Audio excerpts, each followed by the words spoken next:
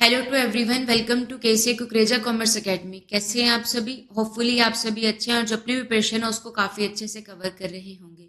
So guys, मैं आप लोगों के साथ में कॉमर्स के इंपॉर्टेंट एमसीक्यू सीरीज को कवर कर रही हूँ, जहाँ पे हम लोग कॉमर्स के इंपॉर्टेंट एमसीक्यूज को कवर कर रहे हैं जो कॉमर्स के हर कॉम्पिटिटिव एग्जाम में आपको हेल्पफुल रहने वाले हैं।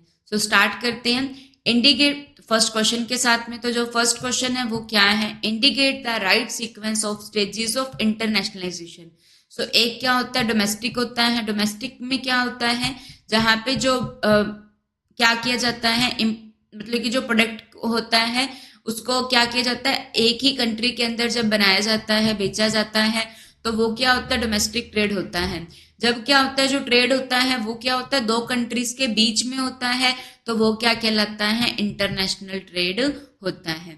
ठीक है, जब दो कंट्रीज के बीच में होता है तो जो इंटरनेशनलाइजेशन होता है उसका सीक्वेंस जो रहता है वो क्या रहता है? सो इसका जो सीक्वेंस रहता है वो क्या रहता है? I am a good teacher. क्या रहता है? I am a good teacher. तो आई फर्स्ट लेवल पे, एम गुड टीचर। तो सबसे पहले क्या होती है? इंटरनेशनल कंपनी होती है, उसके बाद में मल्टीनेशनल कंपनी होती है, देन ग्लोबल कंपनी होती है, और उसके बाद में ट्रांसलेशनल कंपनी होती है। तो ऑप्शन नंबर जो डी रहेगा इसका आंसर हो जाएगा। सबसे पहले इंटरनेशनल कंपनी, फिर मल्टीनेशनल, फिर ग्लोबल कंपनी होती है और फिर ट्रांसलेशनल कंपनी रहती है। क्या रहता है? I am a good teacher होता है। सो इंटरनेशनल कंपनी क्या होती है? वो यहाँ पे ये जस्ट क्या करती है? इंपोर्ट और एक्सपोर्ट करती है दूसरी कंट्री के अंदर। ठीक है, इनका कोई इन्वेस्टमेंट नहीं होता है बाहर की कंट्री के अंदर। ठीक है, मल्टीनेशनल कंपनी क्या होती है? ये इन्वेस्टमेंट भी करते हैं अदर कंट्रीज के अंदर, but do not have coordinated product offering in each country. But हर प्रोडक्ट कंट्री में ऑफरिंग नहीं होती है। ठीक है, so more focused on adapting their product and services to each individual local market. तो जो इंटरनेशनल कंपनी है वो जस्ट क्या करती है, मतलब कि वो इथिनोसेंट्रिक अप्रोच होती है ना, उसको फॉलो करती है।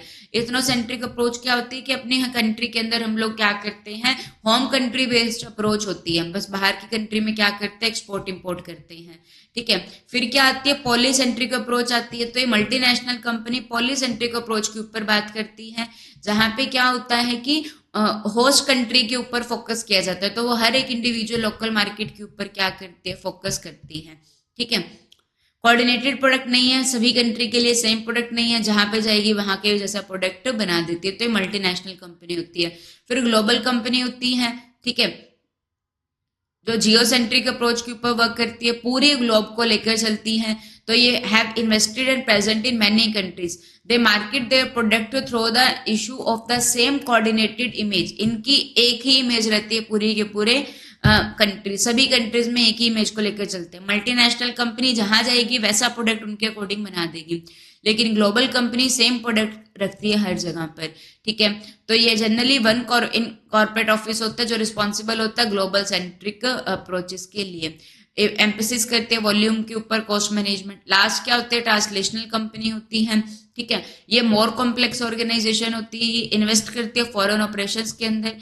इनके अंदर सेंट्रल कॉर्पोरेट फैसिलिटी होती है, but give decision making, R&D, marketing power to each individual foreign market. काफी कॉम्प्लेक्स हो जाएगा, फॉरेन कॉर्पोरेशन में इन्वेस्ट किया जाता है। ठीक है, एक सेंट्रल फैसिलिटी होती है, मतलब कि मेन सेंटर पॉइंट है, बट डिसीजन औरों को भी दिया जाता है। ठीक है, तो ये आप लोगों के पास में आ जाएगा। तो international company, multinational company, global company का सब जगह पर एक ही प्रोडक्ट होता है, और ट्रांसलेशनल कंपनी रहती है। Next question, which one of the following is not one of the component of international reserve. International reserve का कंपोनेंट क्या नहीं है? SDR होते हैं, स्पेशल ड्रॉइंग राइट क्या होता है? इंटरनेशनल मॉनेटरी फंड की करेंसी होती है। ठीक है, स्पेशल ड्रॉइंग राइट। और स्पेशल ड्रॉइंग राइट को क्या कहा जाता है? पेपर गोल्ड भी कहा जाता है। इसमें IMF की रिजर्व पोजीशन भी आती है, मॉनेटरी गोल्ड भी आ जाएगा, बट मनी मार्केट इंस्ट्रूमेंट जो रहता है ये तो हमारी इंडिया के अंदर कैपिटल मार्केट होती है ना।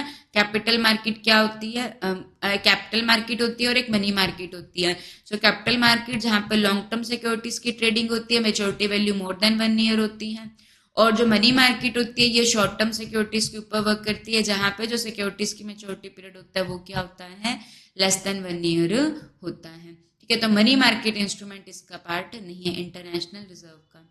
Next question, match the item given in list 1 with list 2। तो लिस्ट 1 एंड लिस्ट 2 की आइटम को मैच करेंगे। तो यहाँ पे क्या है, अंकटाड। अंकटाड क्या होता है, ठीक है जी, WTO वर्ल्ड ट्रेड ऑर्गेनाइजेशन क्या होती है, ट्रिम क्या होता है, trade related investment measure, WTO world trade organisation, ITC।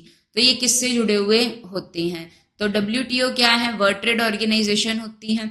ठीक है, और WTO की क्या होती है, एक जनरल काउंसिल होती है। तो इसी से आपका ऑप्शन नंबर क्या बन जाए, एक मिनट। तो यहाँ पे जो ऑप्शन नंबर ए है ये इसका क्या हो जाएगा, करेक्ट आंसर हो जाएगा।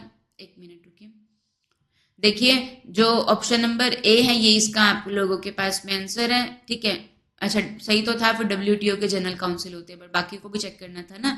तो बी एलिमिनेट, ये eliminate. WTO world trade organisation होता है। ठीक है, जो वर्ल्ड ट्रेड ऑर्गेनाइजेशन होता है इसकी क्या होती है, एक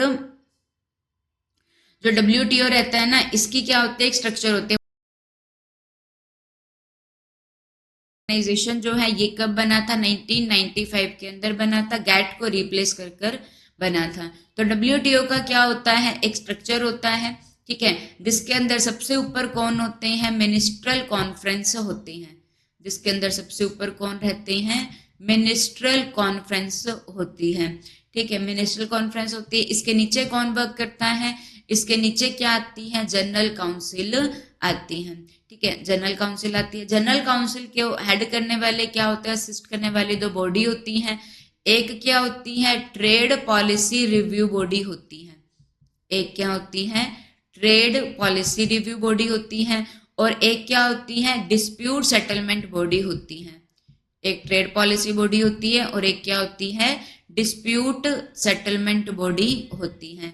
ठीक है, फिर इस जनरल काउंसिल को हेड करने वाले जनरल काउंसिल के अंदर आप लोगों के पास में क्या क्या आता है, ट्रिम आता है, ट्रेड रिलेटेड इन्वेस्टमेंट मेजर आते हैं, ट्रिप आते हैं, trade related intellectual property right आते हैं, ट्रिम आते हैं, ट्रेड आते हैं।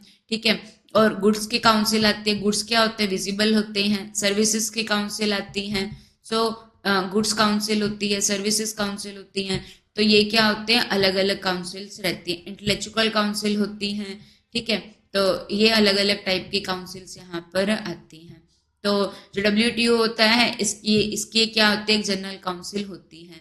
ITC क्या होता है, इंटरनेशनल क्या होता है, ट्रेड सेंटर होता है। ITC क्या होता है, इंटरनेशनल ट्रेड सेंटर होता है। ठीक है, तो जो ITC है ये क्या हो जाएगा, UNDP से कनेक्ट हो जाएगा। United Nations development United Nations development programme ये आपके पास में होता है, इससे कनेक्ट हो जाएगा। ठीक है, जो अंकटाड है, अंकटाड की क्या फुल फॉर्म रहती है, United Nations conference on trade and development. तो अंकटाड जो है ये क्या होता है, यूनाइटेड नेशंस की एक कॉन्फ्रेंस होती है। अंकटाड की फुल फॉर्म जरूर आनी चाहिए। क्या रहती है अंकटाड की फुल फॉर्म, यूनाइटेड नेशंस होता है, उसकी क्या होती है, कॉन्फ्रेंस होती है, United nation conference on trade and development, United nation conference on trade and development. तो ये क्या होता है, अंकटाड होता है। ठीक है, तो जो अंकटाड है ये कब बना था, 1964 के अंदर बना था। कहाँ पर इसका हेडक्वार्टर है, स्विट्जरलैंड के अंदर इसका हेडक्वार्टर है। तो जो अंकटाड है ये डेवलपिंग कंट्रीज के लिए का एक ग्रुप होता है। ठीक है, WTO वर्ल्ड ट्रेड ऑर्गेनाइजेशन के जनरल काउंसिल होती है। ट्रिम नाम से क्लियर है, trade related investment major, foreign investment से कनेक्टेड है। ITC, UNDP जो है इससे क्या है, कनेक्टेड है। ठीक है, तो ये किससे कनेक्टेड है, UNDP से क्या है, कनेक्टेड है, that is United Nation development programme. ठीक है, UNDP ये 1965 के अंदर बना था। UNDP कब बना है, 1965 के अंदर बना है। ओके, सो ये काफी इंपॉर्टेंट क्वेश्चन कवर हमने यहाँ पे किया है। Move to the next question, duty levied on the value of the goods imported. तो जब वैल्यू के हिसाब से क्या लगाया जाता है, टैक्स लगाया जाता है, तो वो क्या कहलाता है, तो जब प्रोडक्ट की वैल्यू के हिसाब से टैक्स लगाया जाता है तो वो क्या होता है, एड वैलोरम ड्यूटी। इसका आंसर हम लोगों के पास में आ जाएगा। ये क्या होती है, एड वैलोरम ड्यूटी होती है।